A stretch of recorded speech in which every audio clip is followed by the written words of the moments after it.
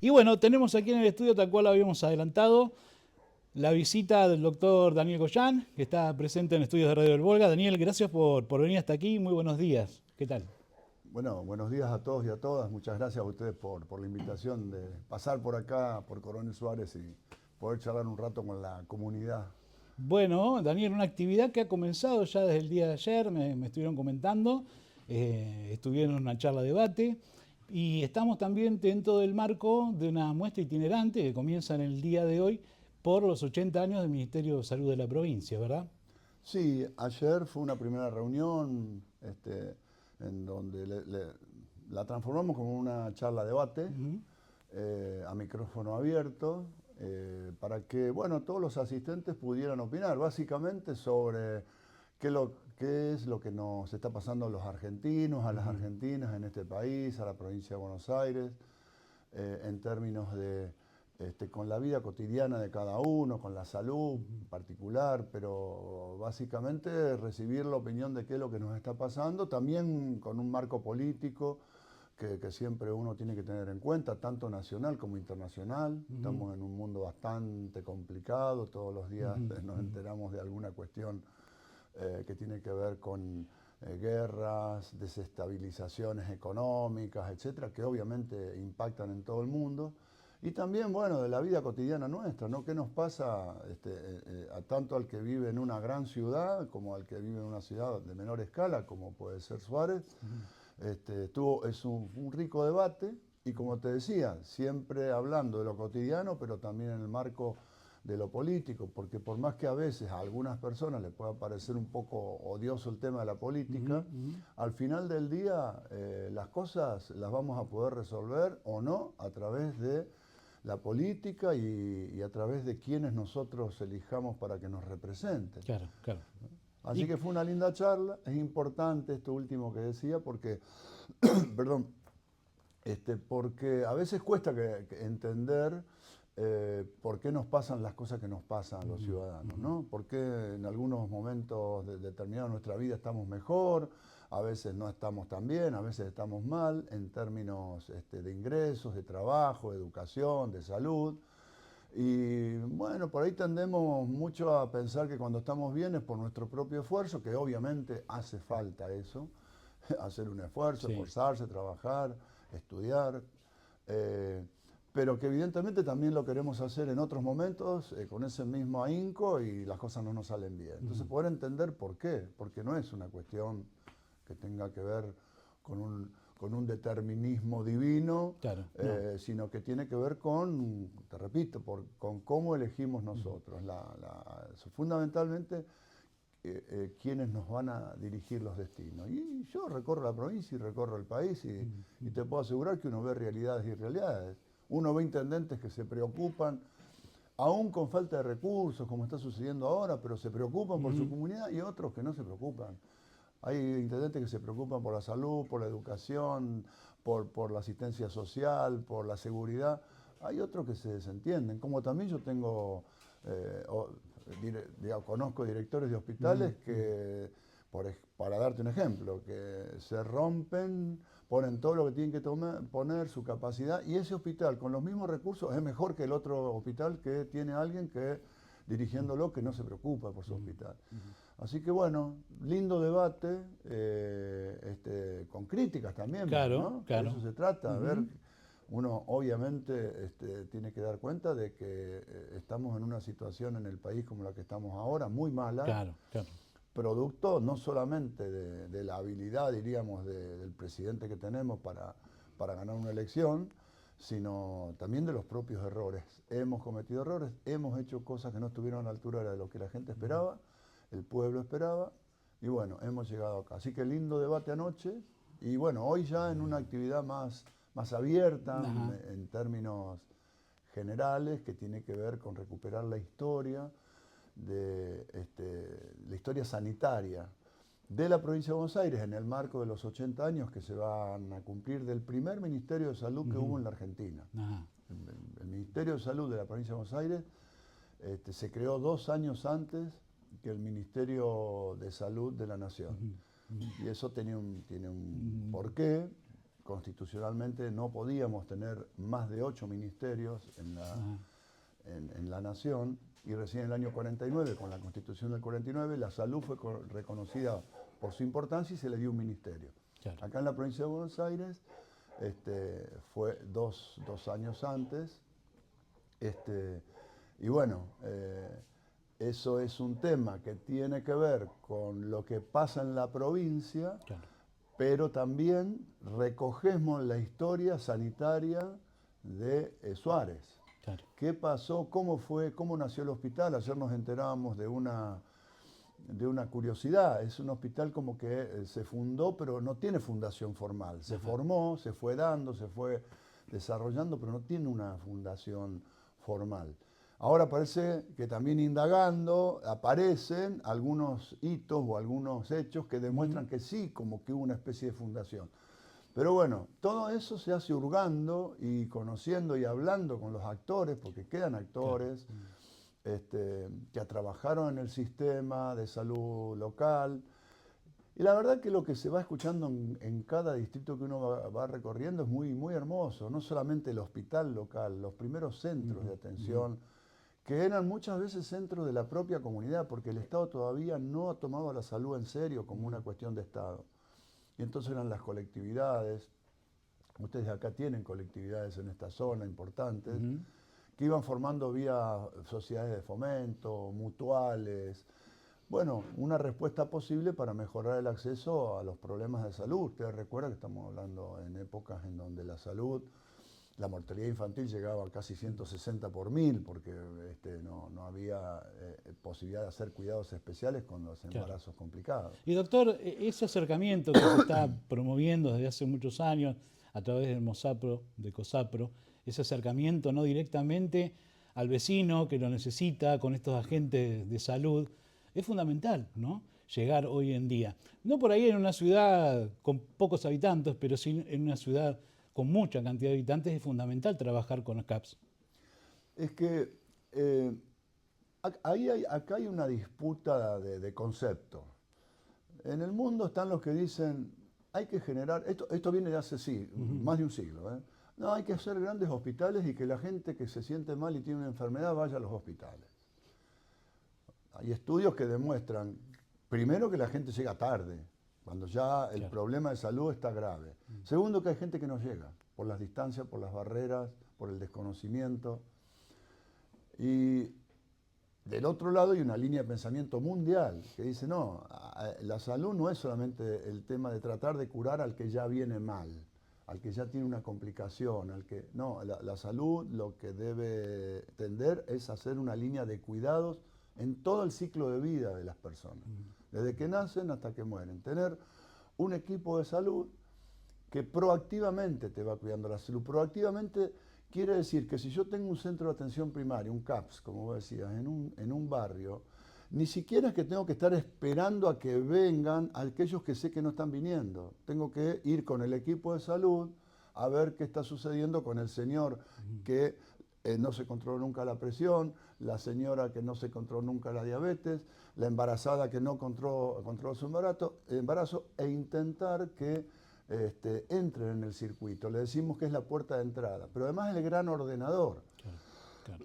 Porque es allí donde, una vez que entramos y se desarrolla lo que estamos haciendo en la provincia de Buenos Aires con el sistema integrado de salud, no importa si entró por un inspector municipal, por un inspector provincial, van con una misma historia clínica y esa persona entra en un circuito de cuidados que puede empezar con cuidarle o prevenirle una enfermedad en el primer nivel de atención, o cuidarle o diagnosticarle una gripe, curarlo, etcétera, y termina si necesita una terapia intensiva algún día, que todos en la vida vamos a necesitar algún servicio de alta complejidad en nuestra vida, y termina en ese momento. Es una línea de cuidado integral. Se hace un seguimiento, digamos, ¿no? Tiene la posibilidad de hacerle un seguimiento al paciente y esto le permite tener al profesional, ¿no es cierto?, datos concretos. El equipo de salud, ¿no? Porque ahí entra el profesional, entra el promotor de salud, los promotores de salud que son precisamente los que van a detectar esos casos y luego en el equipo van y dicen, este señor tiene tal problema y no está viniendo a la sala. Bueno, a ver cómo actuamos para que este señor se cuide. y de ahí en adelante ponerlo en un circuito de seguimiento, que obviamente ahora la digitalización, la informática nos permite ser mucho más estrictos en eso. Porque antes por ahí el paciente se te escapaba, no venía durante... Bueno, ahora inmediatamente te salta una alarma de que esa persona no está cumpliendo con los ciclos de controles que necesita para su enfermedad. Y a futuro, en la medida que vamos a ir agregando mucha más tecnología a este circuito, y va a ser muy difícil que los pacientes pierdan sus controles, pierdan lo que nosotros llamamos oportunidades perdidas en salud. Una oportunidad perdida era cuando alguien controlándose podría haber evitado algo, una enfermedad, un problema, una patología, y que no intervenimos a tiempo, ¿no? Una oportunidad perdida es también cuando, como nos está pasando ahora, porque el gobierno nacional no manda las vacunas, es cuando va una familia con un montón de chicos que ya tienen sus problemas, que llegó hasta la sala, que vos lo vacunás con 1 o 2 de las vacunas que le tocan en ese momento y dice, mire, la otra no está, venga dentro de 2 meses. Claro. Ahí se te pierde. Claro, claro. Entonces, ahí es donde vos también tenés que tener ese registro e ir con el promotor de salud a la casa y decirle, mire, llegó la dosis que usted tenía ahora por WhatsApp, se hacen grupos de WhatsApp, sobre todo en comunidades chicas, y la enfermera, la vacunadora le va avisando a la familia, llegó la vacuna, como dicen ellas, mami, llegó la vacuna, tráeme el nene que lo vacuna. Todas estas cosas obviamente hay que mejorarlas mucho, hay que ponerle más inversión. En la provincia de Buenos Aires se está haciendo un esfuerzo enorme en ese sentido. El gobernador particularmente tiene una cuestión con la salud muy fuerte, de entendimiento de los problemas y de comprensión y de apoyo al desarrollo de los dispositivos para cuidar mejor a la comunidad. Ese es el camino, ¿no? Nosotros adherimos francamente al modelo de cuidados, no al modelo de curación, no que me curen cuando ya me enfermé, porque llegué tarde. Y a su vez descomprime el hospital, que en este caso tenemos uno solo en la ciudad cabecera, y que también, ¿no? en estos temas de recortes que venía diciendo, donde muchos lamentablemente no pueden atenderse en forma privada, van al hospital y allí es donde se da el colapso, ¿no? Es central lo que vos decís. Fíjense que un sistema que se distorsiona en su funcionamiento genera una cultura distorsionada. Cuando uno dice, fui a la guardia porque tenía gripe, a la guardia no hay que ir por una gripe. Claro. Porque si ustedes van a la guardia, van a ver que arriba dice emergencia. Y una gripe no es una emergencia, es una enfermedad que hay que tratar perfectamente en un centro de atención primaria, con un médico generalista, un médico clínico. Entonces saturamos las guardias indebidamente y estamos con un herido de bala, con un herido de accidente, con uno que tiene un infarto y al lado uno que está con un resfrío y al lado otro que tiene un dolor abdominal común y corriente porque se comió, comió mucho el día anterior, una indigestión y lo estamos todos, y estamos usando mal el recurso. Entonces, como decís vos, es muy, muy importante redefinir el rol de cada sector de salud, de cada lugar, y evitar estas cosas que se te aborrotó la guardia. ¿Por qué? Y porque tenías con un montón de gente que la tendrías que haber puesta en otro lado, que era el equipo de salud cerca de la casa, que acude, que tiene que estar abierto. Y ahí generar una cultura también, ¿eh? Claro. Hay que generar una cultura, porque mucha gente en esta idea de que si vos le preguntás qué es la salud, te dicen, no, que me curen cuando estoy enfermo, ahí ya perdimos la batalla. Claro, claro. No es, obviamente que te tienen que curar cuando estás enfermo, pero la respuesta cultural debería decir que me cuiden lo más posible para no enfermarme. Y obviamente en el ciclo de vida alguna vez nos vamos a enfermar. Cuando me enferme, detectarlo lo antes posible. Y ahí ponerme en el circuito de cuidados para que me den el resultado adecuado. Obviamente, en estos momentos estamos en una situación muy complicada porque, por ejemplo, el gobierno nacional, Milei, corta el programa Remediar. Entonces, fíjate vos, una persona que hoy va y tiene una gripe, una persona mayor de edad. Una gripe en un mayor de edad hay que tener cuidado, porque puede ser la puerta de entrada para una sobreinfección bacteriana que después te produce una neumonía, que después te puede llevar a la muerte. Es decir, puede convertirse en algo grave. Ahora, si yo tengo inmediatamente el medicamento en el centro de atención primaria, corto ese proceso, porque yo le doy el antibiótico adecuado y esa gripe, inicio de bronquitis, se corta en el momento. Ahora, y además le hago el seguimiento. Claro. Ahora, si llega al hospital, va a necesitar, si está más grave, internarse en una terapia. ¿Cuál es el ahorro en dinero? Ni hablemos de la cuestión de salud, que sería lo más importante, ¿no? Pero si quieren ahorrar dinero, van a gastar mucho más, porque lo que es caro son miles de pacientes que van a llegar a usar alta tecnología, que es carísima. La gente no sabe, un día de internación en terapia vale 3 millones de pesos. Mientras que yo con un antibiótico de 20.000 pesos le resolví el problema. Bueno, ¿cuál es el ahorro del gobierno nacional? No hay ahorro. Vamos a tener peores resultados. Estas cosas hay que entenderlas porque mucha gente no las analiza, no las conoce y después se enoja con el que no se tiene que enojar. Claro. Acá, si hay que enojarse con alguien, hay que enojarse con quien nos sacó un barato, que era un programa que era muy barato en términos económicos y que tenía muchísimo impacto positivo en términos de salud. Y es baratísimo, el remediar es, al lado de lo que se gasta, es baratísimo. Claro, y ahora hay que ver las consecuencias que esto va a traer, ¿no? Porque es lo que usted decía. Estaba hablando con el doctor Damián Goyán, ministro de Salud de la Nación, fue ministro también de la provincia de Buenos Aires en un momento muy difícil de pandemia, que después me gustaría echarle un segundito de ese tema. Daniel, el tema también que trae aparejado todo esto es el trabajo humano, ¿no? Que es fundamental también, profesionales de la salud, que hay también una necesidad, ¿no es cierto? Enorme. Tenemos muchos problemas, que algunos son a escala mundial y otros son particulares nuestros. Ahora, si los problemas se enfrentan, por ejemplo, carencia de determinadas especialidades. Había 7 especialidades que nadie más quería hacer, los estudiantes que se recibían no querían hacer esas especialidades de posgrado, y son especialidades como neonatología, terapia intensiva, pediatría, psiquiatría, con todo el problema de la salud mental, se nos estaban medicina general. Es decir, que son muy necesarias para el sistema y que ya no había interés de quienes se recibían en hacer esa residencia. Bueno, el gobierno de la provincia de Buenos Aires puso en marcha un programa de incentivos para incentivar y de prácticamente tener un 20-30% de ocupación de las vacantes, vacantes para hacer esas residencias, esos estudios de posgrado que teníamos.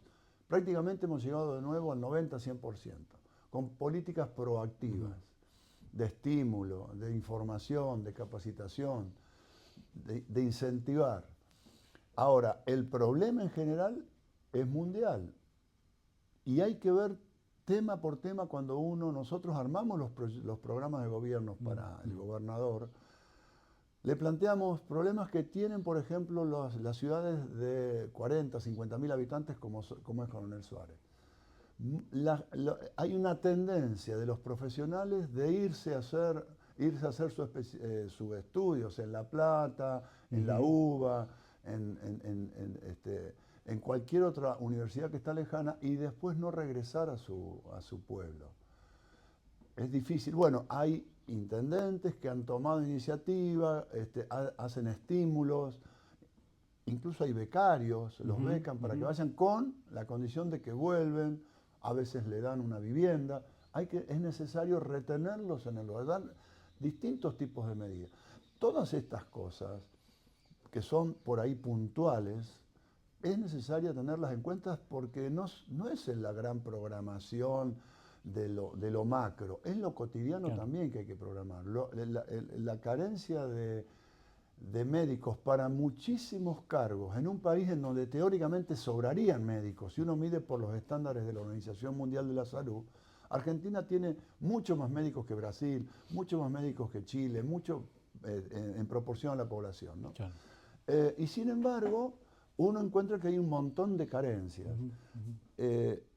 Falta de estímulos, una carrera muy larga entre el grado, el posgrado, la capacitación permanente. Uno para ser médico, y más o menos tenés que durar entre 10 y 11 años para ser un especialista. Claro. Y si después salís y vas a cobrar un sueldo de 1,5 millones, como en algunos lugares, y obviamente que no podés vivir. No es motivador. Entonces, para nada. Optan por otras carreras. Todo eso, en la provincia de Buenos Aires se hizo un trabajo Y estamos revirtiendo esa tendencia de carencia en el subsector público, sobre todo, que no tenía interés. Siendo que es la enorme mayoría de residentes se forman en los hospitales públicos, claro, y en los centros de atención primaria pública. Y después se van a cubrir muchas veces el privado. También hay que decirlo, los privados, las clínicas y sanatorios en la Argentina, en este momento están todos a la quiebra. 90% de las clínicas y sanatorios no pueden pagar sus deudas históricas con el sistema del ANSES, porque no han hecho los aportes, y no pueden pagar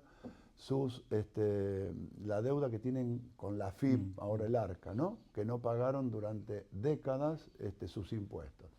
Eran como perdonados por una ley de emergencia, porque uno no puede cerrar todas las clínicas y sanatorios, ¿no? Se quedaría con 80.000, 90.000 camas de internación, desaparecerían, sería un desastre.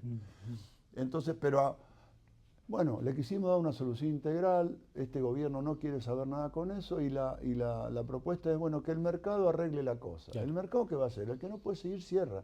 En la era Milei se cerraron 360 clínicas y sanatorios en todo el país. Claro. ¿Dónde va a ir esa gente? ¿Dónde va a ir toda la gente que tiene PAMI y que van y que le cobran tremendos copagos? Va al hospital público que no le cobran el copago. Gente que tiene prepaga, que le están cobrando copago, van al hospital público porque no le cobran el copago. Es decir, lo que hay que pagar extra, ¿no? Que no debería, que es ilegal. Bueno, en algunos casos se ha legalizado, en el caso de las prepagas, por ejemplo, pero para muchas obras sociales es ilegal y se cobra igual. Bueno, eso hace que el sistema se siga, digo yo, canibalizando. Cada uno es el sálvese quien pueda. El mercado hace eso. Entonces, o hay un Estado que pone una cierta lógica y orden a esto, y si lo deja la libertad de que cada sector haga lo que quiera, es el sálvese quien pueda. ¿Quién es el principal perjudicado? El ciudadano común. Porque va a tener que pagar de su bolsillo un montón de cosas en un momento en donde los bolsillos además están súper flacos, claro.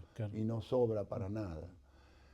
Y estamos viendo gente que va a la farmacia a comprar su medicación y que empieza a decir este sí, este no, toma la mitad, parte al medio, toma día por medio porque no llega o directamente deja de tomar. Claro, porque entre comer y tomar el remedio dice, bueno, ¿cómo? Después si la hipertensión se dispara, Dios dirá.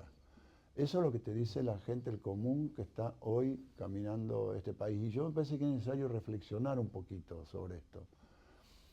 Porque hay gente que dice, bueno, pero siempre estuvo mal el PAMI. No, la verdad que no es así. Que le faltaría muchas cosas, estamos todos de acuerdo. Ahora, si una sociedad no sabe discernir entre cuando está mejor y cuando está peor o mucho peor, está en problemas. Eso de generalizar, no, siempre estaba, no es que estaba todo mal. Las cosas funcionaban mejor, aún con muchos problemas. El remedio del PAMI estaba, el especialista estaba. Entonces, me parece que también todos como ciudadanos tenemos que reflexionar sobre estas cosas. Si no podemos discernir entre los momentos que estuvimos mal y los momentos que estuvimos bien y decirles todo lo mismo, y la verdad que no nos va a ir bien. Y no nos está yendo bien como sociedad por pensar mucha gente de esa manera. Y es un llamado de atención a lo que viene, Daniel. ¿Perdón, que es un llamado de atención a lo que viene, que son las elecciones próximas del próximo año, que son fundamentales, donde allí precisamente se pone en juego todo esto que estábamos hablando. O sea, bueno, quien se da cuenta, que no se da cuenta. O sea, yo, como te decía, mirá, le gusta o no le gusta a la gente, esto se va a resolver a través de la política. Y vos vas a tener que elegir entre alguien que te pueda llegar a que estés mejor en tu vida o que estés peor.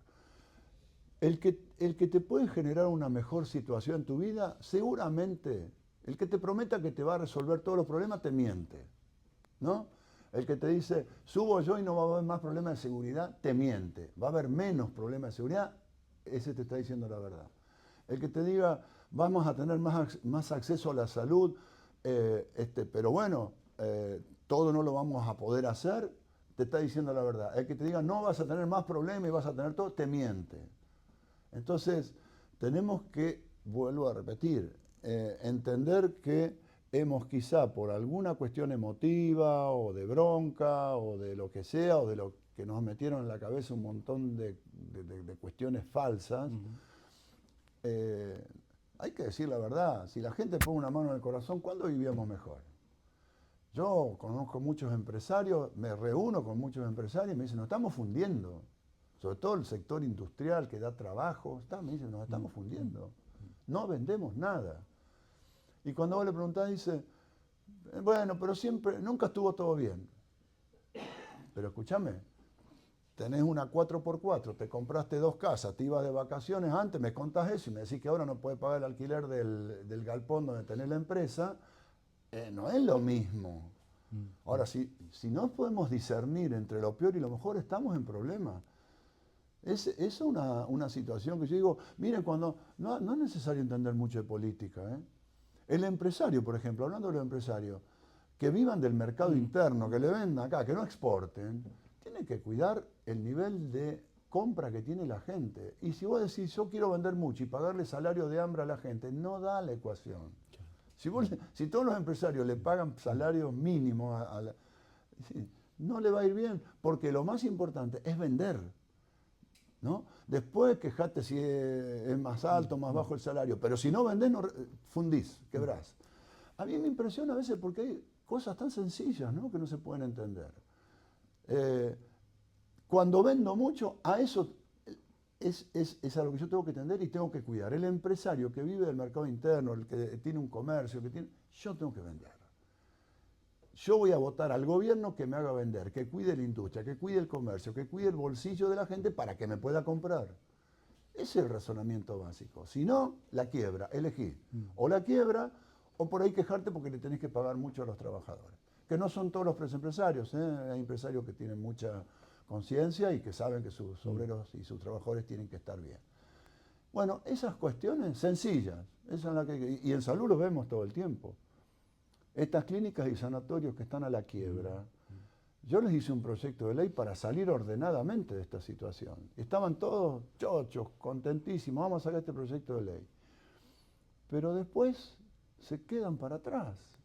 No van y pelean por lo suyo. Vamos a sacar una ley que te permita hacer una quita, pagar la deuda a muy largo plazo y que me empieces a pagar lo cotidiano. Y hay veces que uno no entiende los comportamientos que lo que buscan es cuidar el propio bolsillo y la propia empresa y la propia clínica y el propio sanatorio. Entonces después dice, bueno, el Estado es el culpable. ¿Dónde es el culpable el Estado? Explicando, no, porque nos cobran muchos impuestos. ¿Y si hace 20 años que no pagás impuestos? En las clínicas y sanatorios. Claro, claro. No, los impuestos son buenos. Pero si no estás pagando. Hace 22 años que no pagas impuestos. No está incidiendo en tu estructura de costos, si no estás pagando.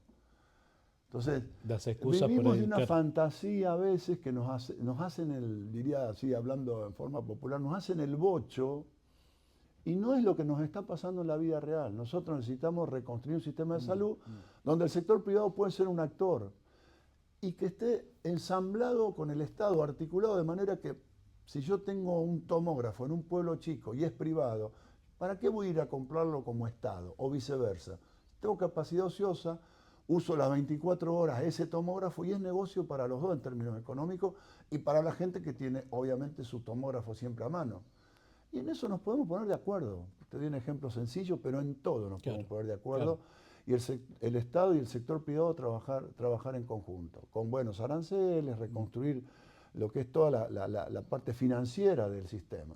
Eso se puede hacer, están los proyectos que venimos trabajando y que se están haciendo en la provincia de Buenos Aires, en la medida de lo posible, porque hay cosas que no controlamos. Toda la regulación de las obras sociales y de las prepagas es nacional. Claro. ¿No? Pero bueno, ¿es posible hacerlo? Sí, es perfectamente posible. Sí necesitamos que la ciudadanía empiece a pensar un poquito más en esto que te decía, ¿no? ¿Cuándo me fue mejor y cuándo me fue peor? No para decir voy a volver a hacer lo mismo que antes, sino para decirlo vamos a hacer mejor.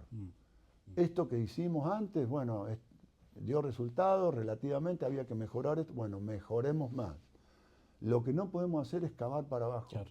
Nos enterramos cada vez más. Y el Movimiento Derecho al Futuro tiene esos objetivos muy claros, porque bueno, vos venís trabajando hace muchísimos años respecto a este tema y muchos otros, y ahora se viene, me dicen acá, el lanzamiento del Movimiento Derecho al Futuro en salud, el 28, dentro de pocos días. El 28 en el pasaje Dardo Rocha de la Ciudad de La Plata, vamos a hacer un acto muy multitudinario, pero no es un acto para ir sacando una foto, qué lindo nos juntamos todos. Primero, que todos los que nos juntamos ahí venimos trabajando, miles, venimos trabajando en salud hace muchísimo tiempo. Nosotros no creemos en que un plan de salud se puede elaborar 3 tipos en una habitación cerrada, que supuestamente saben hay que hacer esto, copiando enlatados que vienen de otros lados. Obviamente hay determinados rumbos que hacer, modelos que seguir, pero hay que construirlo con la comunidad. Yo tengo que llamar a todos a que participen. El Movimiento Derecho al Futuro convoca a todos que participen. Para después no te quejes, mira, tuviste tu momento de decir esto, hasta en los temas puntuales, no hay problema, después vamos a ver cómo ponemos eso en soluciones globales. Vení, participá, sentate a la mesa, acá hay un montón de compañeros en Coronel Suárez que están haciendo esto. Bueno, están convocando a los vecinos. Esto de la muestra tiene que ver con eso. Vengan, los queremos escuchar, denos ideas, tráiganos posibles soluciones. Eso es el Movimiento Derecho al Futuro. Es una planificación que se hace con mucha participación de la comunidad, porque si no uno le pifia. Uno cree que va, no de mala voluntad, uno cree que va bien por un lado, pero después cuando vas al territorio te dicen eso no funciona acá. Ese modelo puede ser para una gran ciudad, para acá no funciona, hay que hacer otra cosa. El concepto será el mismo. La atención primaria, que hablábamos recién, sí, los centros de atención primaria, es un concepto. Es un concepto. Ahora, si yo lo hago en el conurbano bonaerense, tiene una dimensión de cómo se ejecuta. Si lo hago en una ciudad con menos cantidad de población, es otra.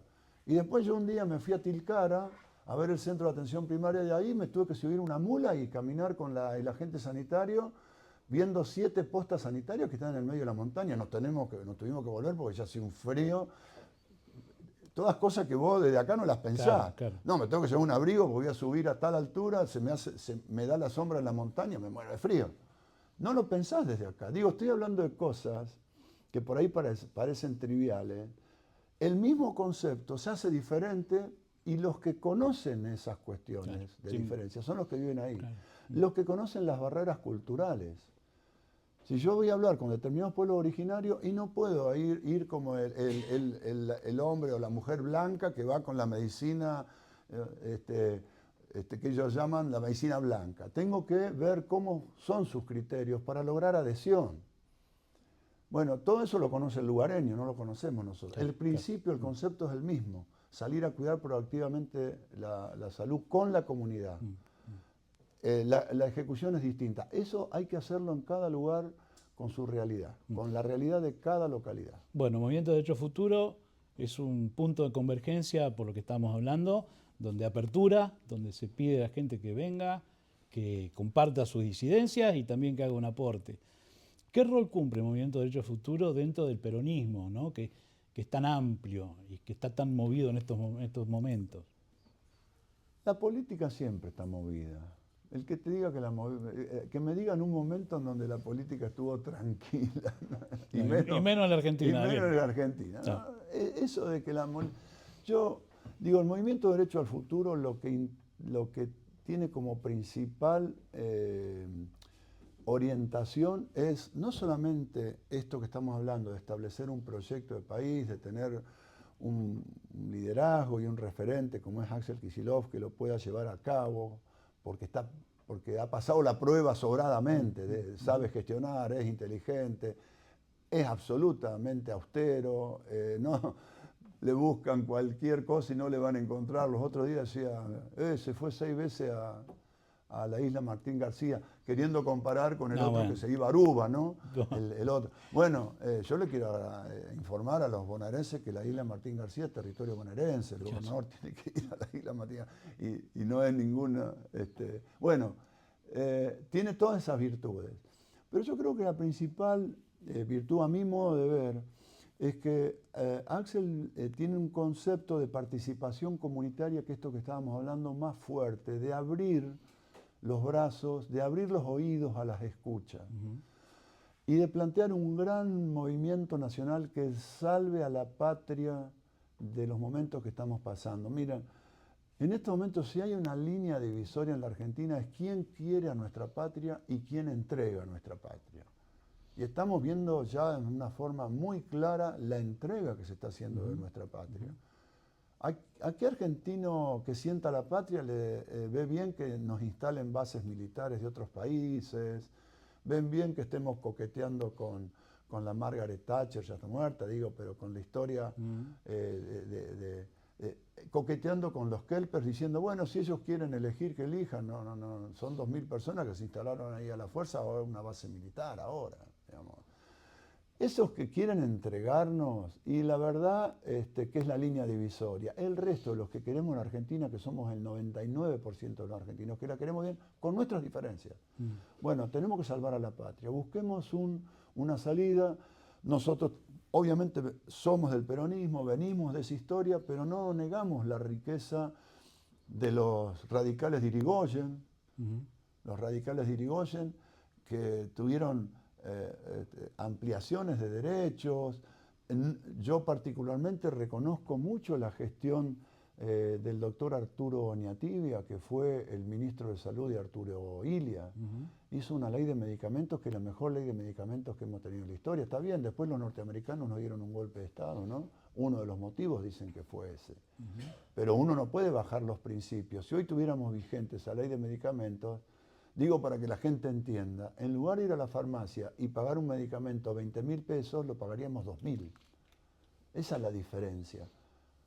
Eso es lo que pasa en la India. No estoy dando ejemplos. Eso es lo que pasa en la India, eso es lo que pasa en China, es lo que pasa en Brasil, acá nomás. Pagan mucho más barato los medicamentos. ¿Por qué? Porque regulan una industria que es tremendamente avara. Quiere claro. sacar Todo y más. Bueno, nosotros recuperamos la historia de todos esos grandes dirigentes y referentes de la historia argentina, aunque no sean del peronismo. Y lo que planteamos desde el movimiento Derecho al Futuro es convocar a todos los argentinos y a todas las argentinas. Hay que salvar este país del desastre que nos está llevando Milei, que lo vivimos todos los días y dramáticamente, y tenemos que pensar entre todos. Eso es el movimiento Derecho al Futuro. Toda la otra cosa, que es lo que le gusta por ahí más al mundillo de determinados medios, a nosotros no nos interesa. Todo eso que está muy revuelto, no está, miren, es muy sencillo. La interna es para adentro, por eso se llama unidad interna. Nosotros lo que tenemos que mostrarle a la gente es resolver nuestros problemitas, nuestras diferencias, que siempre las hay. Adentro y hacia afuera, dejarnos embromar con tantas redes sociales y todo entre nosotros, ¿no?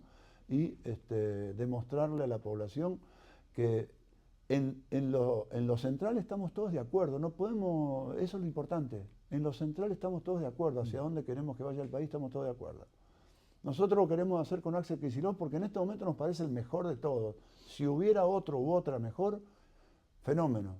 Y si no hay acuerdo, hay una manera muy sencilla de resolver esto. Bueno, votemos. Si legítimamente determinados compañeros, compañeras quieren encabezar y ser el referente, el futuro candidato a presidente, bueno, en su momento, hoy este año es de construcción, en el que viene votemos y listo, terminó la historia. El que gana, gana y el resto, en serio, esta vez, acompaña. No esto que el que gana, gana y el otro enseguida le está serruchando el piso al que ganó. No, eso no. Si tiramos todo para el mismo carro, nos ponemos de acuerdo, ponemos la regla de juego y vamos todos para adelante. Eso es el movimiento Derecho al Futuro, no hay que buscarle mucha cuestión teórica. Estamos escuchando a doctor Danilo Yan, estamos en vivo por Radio del Volga, 13 minutos, una charla linda, agradable, no le quito más tiempo, te agradezco muchísimo que hayas estado charlando con nosotros, seguramente va a existir otra posibilidad, la invitación siempre está hecha, agradezco a Juan Martín Echeverri que está aquí, Ferdinando que también ha colaborado en esta entrevista, Daniel, y bueno, que te lleve lo mejor aquí de Coronel Suárez y que bueno, sea el momento de comenzar a pensar y a unirse y también me parece convocar un poco a la juventud porque se pide renovación y es difícil, son momentos complicados también para participar, Daniel, ¿no? Totalmente, hay un mundo nuevo, un mundo comunicacional nuevo, fundamentalmente en los sectores juveniles eso tiene un impacto particular porque afecta a todos los sectores, estas nuevas modalidades de comunicación. Este dispositivo en el que estamos ahora era impensado hace años atrás, ¿no? Y están resurgiendo por todo el país y es una nueva manera y muy democrática, ¿no? Porque los streaming, todos estos canales alternativos, radios, abre la participación. El sistema comunicacional es muy importante. Hemos tenido en estos días la triste visita de un personaje muy siniestro que usa todas estas herramientas que nosotros le brindamos con nuestro teléfono cuando compramos una zapatilla por una aplicación o cuando hacemos cualquier cosa, sacan nuestros datos y con eso hacen algoritmos para hacer una manipulación cognitiva masiva, ¿no? Saben a quién le gusta jugar al fútbol y te escriben a quién le gusta tal cosa, a quién le gusta la otra, y a vos te van escribiendo lo que querés escuchar de la parte del discurso, no todo lo que te dicen, sino esa partecita. Eso se llama manipulación. No es novedoso, apareció ya hace unos 10 años atrás, pero cada vez más potente. Bueno, eso se resuelve con mucha masividad, la participación, con más cantidad de estos medios, y también, obviamente, a la juventud yo tengo una enorme expectativa positiva porque, miren, los jóvenes en los 2000 tampoco estaban quemados, no participaban. Y fundamentalmente, después de la muerte de Néstor Kirchner, fue masiva. Y ha pasado varias veces en la historia, sí, que la juventud ha sido protagonista, pero en determinados momentos es como que parecía que estaba ahí media borrada, cooptada. Va a volver a haber una participación masiva.